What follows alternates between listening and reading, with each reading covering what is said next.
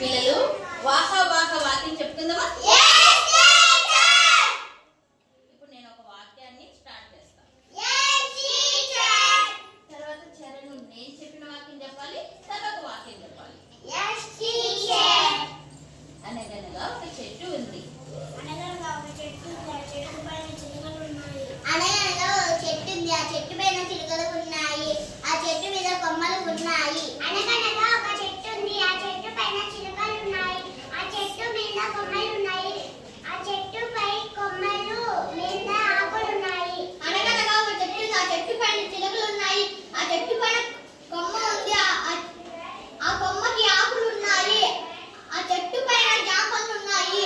అనగనగా ఒక చెట్టు ఉంది, ఆ చెట్టు పైన చిలుకలు ఉన్నాయి.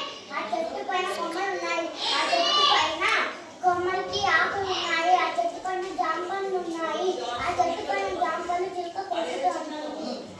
అనగనగా ఒక చెట్టు ఉంది, ఆ చెట్టు పైన చిలుకలు ఉన్నాయి. ఆ చెట్టు పైన కొమ్మలు ఉన్నాయి. ఆ చెట్టు పైన ఆకులు ఉన్నాయి. ఆ చెట్టు మీద జామపళ్ళు ఉన్నాయి. ఆ చెట్టు మీద జామపళ్ళని చిలుక కొట్టుకుంది. ఆ చెట్టు కింద పాకుంది.